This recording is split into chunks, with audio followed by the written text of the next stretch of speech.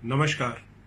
मैंने कल एक कोविड पर वीडियो डाला था जिसमें स्पेसिफिकली हम लोगों ने डिस्कस किया था कि लॉकडाउन से किस तरह से फायदा होता है और मैंने बताया था कि lockdown is basically cut off, it is a cut off button या फिर एक क्योर बटन है। पर उसके बाद में भी मैंने ये देखा जिस तरह के कमेंट्स वगैरह आए, लोगों की अभी भी क्लैरिटी पूरी इस चीज को लेकर के बनी नहीं है।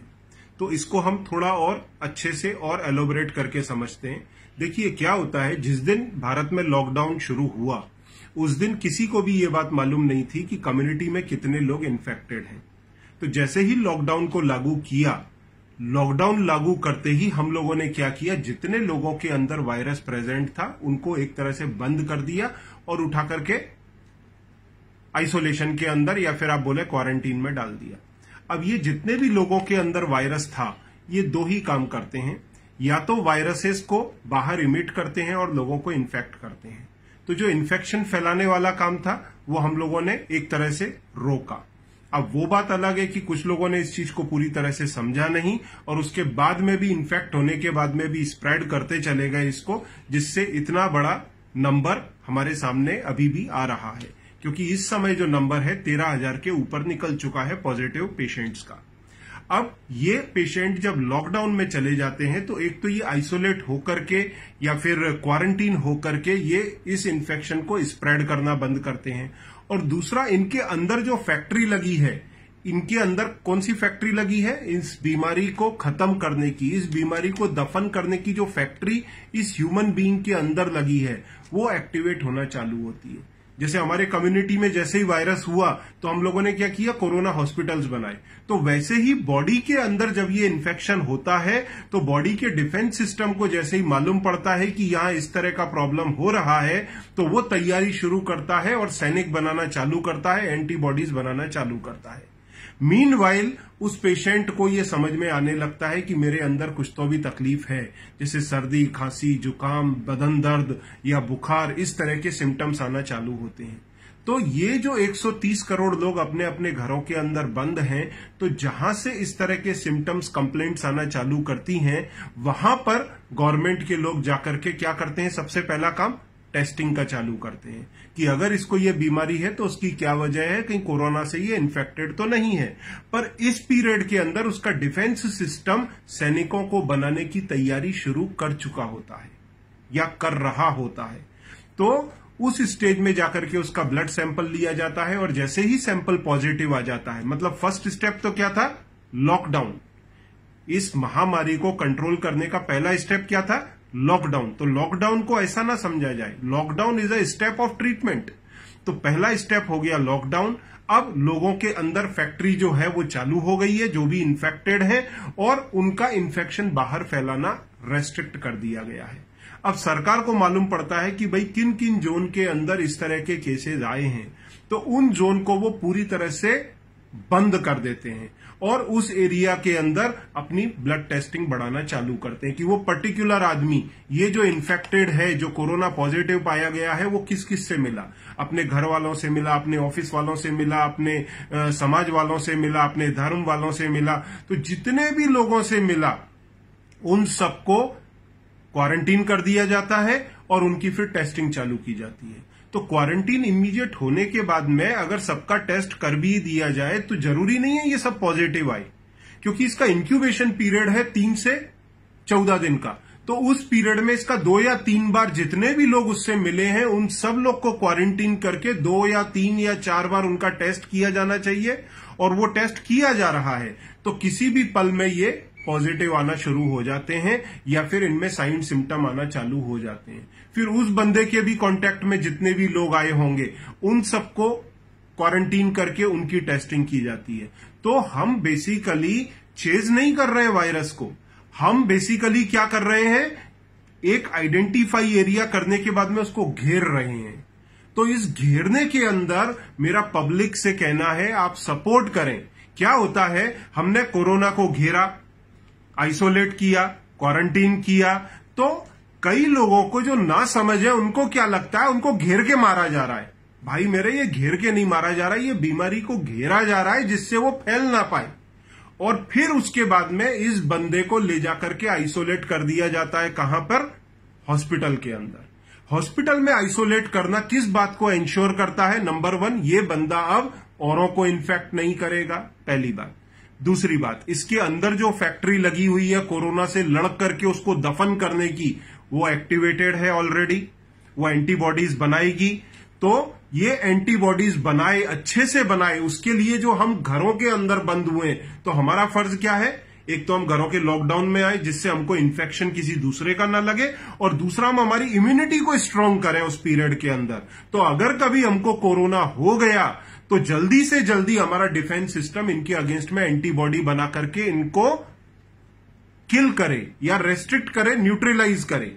अब ये जो लोग हॉस्पिटलाइज हुए हैं, इसमें लगभग 10% लोग, मैं बोलता हूं, मर सकते हैं अगर इनको हॉस्पिटलाइज नहीं किया गया तो।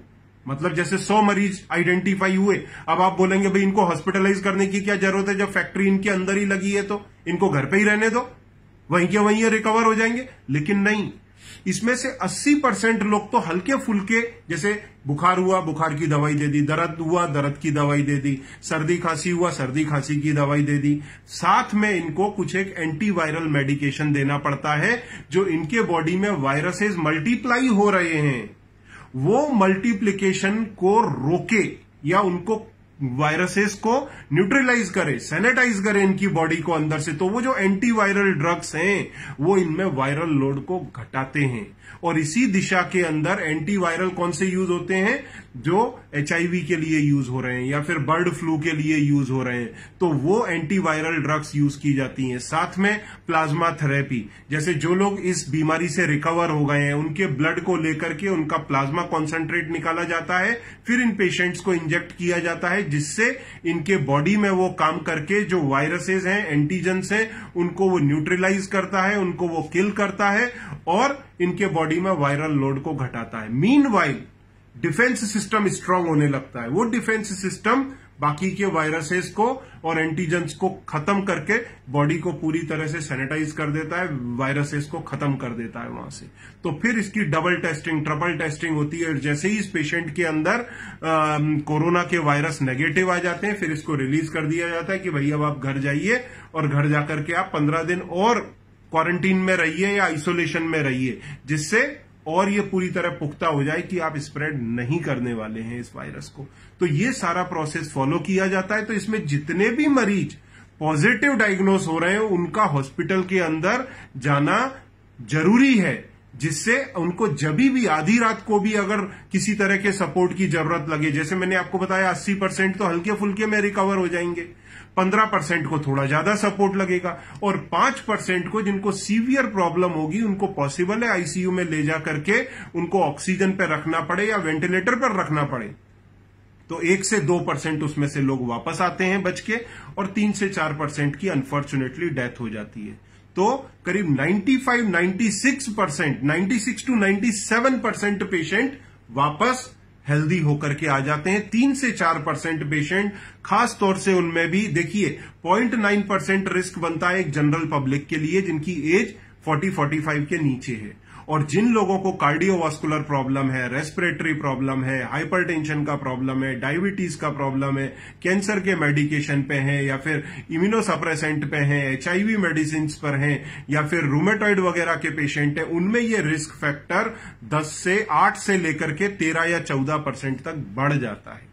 अब कुछ लोगों का मानना यह है कि हमारे यहां पर टेस्ट ज्यादा हो नहीं रहे हैं, तो मैं आप लोगों को ये और बताना चाहता हूं कि हमारे यहां जो रेलेवेंट टेस्ट है हो रहे हैं। देखिए 130 करोड़ की भारी भरकम जनता है, आप 130 करोड़ का पूरे का टेस्ट करेंगे तो ये तो वेस्टेज ऑफ रिसोर्सेज है। फिर जब आपको रियल में रिसोर्सेज की जरूरत पड़ेगी तो आपके पास में रिसोर्सेज बचेंगे नहीं। ऐसा तो है नहीं कि अनलिमिटेड रिसोर्स है भाई। अगर आज आपके घर पे पंगत खाने अचानक 100 लोग आ जाएं तो आपके घर पे राशन रहेगा क्या? नहीं रहेगा। अगर आपको ये भी बोल दिया जाए सुबह में कि दोपहर में आने वाले हैं, तो भी आपको अरेंज करने में टाइम लगेगा। तो वैसी ही स्थिति इस समय है, सारी चीजें अरेंज और ऑर्गेनाइज करनी पड़ रही हैं तेजी से। ऐसे कंडीशन में जो पेशेंट निकलते हैं उनसे रिलेटेड सारे लोगों के टेस्ट किए जाते हैं, सबों का एक ट्री बनाया जाता है, उनको लॉकडाउन किया जाता है, उनके इन्वेस्टिगेशंस होते हैं, पॉजिटिव आने पे उनका ट्रीटमेंट होता है। इसलिए कई जगह पे जहां पर कम्युनिटीज को पकड़ा गया है, उनके लोगों को एक जगह पे आइसोलेट किया गया, फिर धीरे धीरे 15-20 दिन में मालूम पड़ा इसमें तो भाई इतने सारे लोग अफेक्टेड निकले। तो वो इसीलिए होता है क्योंकि वो डे 1 पे सीधे आपको पॉजिटिव रिपोर्ट नहीं दे देंगे। अब जो लोग बोल रहे हैं कि भाई इसके टेस्ट और ज्यादा होने चाहिए, तो मैं उन लोगों का ये संदेह भी क्लियर करना चाहता हूं। गवर्नमेंट बेस्ट एफर्ट कर रही है इस समय पे। हम लोग हर चीज के अंदर मीन मैक निकालेंगे तो गवर्नमेंट का कॉन्सेंट्रेशन हटता है और उनके रिसोर्सेज का मिसयूज शुरू होता है। देखिए, जो जापान के अंदर हर 11 पेशेंट पे एक मरीज पॉजिटिव आ रहा है, जैसे वो 11 टेस्ट करते हैं उनमें एक मरीज पॉजिटिव आ जाता है। यूरोप के अंदर यही आंकड़ा हर 3 से 6 टेस्ट के अंदर एक पॉजिटिव आता है। और भारत में आपको मालूम है कितने टेस्ट पे एक पॉजिटिव आ रहा है? मैंने जो कल की और आज की हेल्थ बुलेटिन सुनी उसमें 23 से 24 पेशेंट पर एक मरीज पॉजिटिव आ रहा है। तो भाई हमारे यहाँ पे कस्टमर बेस कम है, इसके लिए उनकी टेस्टिंग लिमिटेड हो रही है। अपन ऐसा नहीं कर सकते सड़क पर जो भी खड़ा हुआ है उसका उठा के टेस्ट कर डाला। वो करेंगे तो आपके जो लिमिटेड रिसोर्सेज है उसका वो मिसयूज हो जाएगा। फिर जब आपको एक्चुअल रिसोर्सेज की जरूरत पड़ेगी तो आप हैंडीकैप हो जाएंगे, क्योंकि रिसोर्सेज तो आपने नॉन इंपॉर्टेंट जगह पे खत्म कर दिए। तो जो हेल्थ वर्कर्स हैं, जो आपके पुलिस कर्मी हैं, जो आपके म्युनिसिपल कर्मी हैं, जो आपके सफाई कर्मी हैं, उन लोगों के ऊपर अगर ये टेस्ट और तेजी से किए जाते हैं, जो किए भी जा रहे हैं, और जो पेशेंट्स हैं उनसे रिलेटेड लोगों पर जो टेस्ट किए जा रहे हैं, उनके अंदर 24:1 का रेशो आ रहा है। और गवर्नमेंट कोशिश कर रही है कि इन टेस्ट की संख्या और बढ़ाई जाए और इस तरह की किट लाई जाए जिनसे कम समय के अंदर इमीडिएट हमको रिजल्ट मालूम पड़ पाए कि वो पॉजिटिव है या नेगेटिव है। तो मेरे हिसाब से सारे बेस्ट एफर्ट हो रहे हैं। कुछ लोगों ने महाराष्ट्र के बारे में भी बोला कि यहां पर काफी ज्यादा पेशेंट है, पर मेरा मानना है, जो मैं समझता हूं गवर्नमेंट को, they are putting their best, और वो बेस्ट टू बेस्ट एफर्ट कर रहे हैं। एक पेशेंट का अभी मैं सुन रहा था जो कि हमारा जो अंधेरी में हॉस्पिटल है, उसके अंदर 7 हिल्स के अंदर उसका ट्रीटमेंट हुआ and it was very good treatment, और वो 5 दिन के अंदर ही वहां से रिकवर हो गया। उसका ऐसा अंदेशा था कि 18-20 तारीख के आसपास उसको इन्फेक्शन लगा होना चाहिए, 27-28 के आसपास उसका डायग्नोसिस हुआ और 5-7 दिन के अंदर वो रिकवर हो गया, मतलब विद इन 15 डेज। पर मेरा मानना है कि ये 30 डेज का पूरा साइकिल रहता है। जैसे 7 से 14 दिन के अंदर उसको पता पड़ेगा कि उसका इंक्यूबेशन पीरियड रहेगा, तो इस पीरियड में जब उसको पता पड़ेगा कि वो इन्फेक्टेड है, तो इसी पीरियड के अंदर उसकी बॉडी प्रिपरेशन करने लगती है इस बीमारी से लड़ने के लिए। तो वो लड़ने के बाद में फिर उसका कंट्रोल वाला पीरियड आता है, वो भी अगला 7 दिन का होता है। तो 7 दिन के अंदर ये बीमारी पूरी तरह से उसको कंट्रोल पा लेते हैं बॉडी के जो एंटीबॉडीज हैं, और ये पूरी तरह से फिर नेगेटिव आने लगता है। तो ये पूरी साइकिल जो है वो लगभग मिनिमम भी देखा जाए तो 21 दिन से लेकर के 30 दिन की है। तो मेरे हिसाब से गवर्नमेंट बेस्ट एफर्ट कर रही है। हम लॉकडाउन का पूरी तरह से पालन करें, और जो ये अपना ढक्कन खोल के हम घूम रहे हैं ना, उसके अंदर जो वायरस हम इमिट कर रहे हैं बाहर, और ये दूसरे लोगों को इन्फेक्ट करके उनका डे 1 चालू कर रहा है, ये सबसे बड़ा रिस्क है लॉकडाउन के अंदर।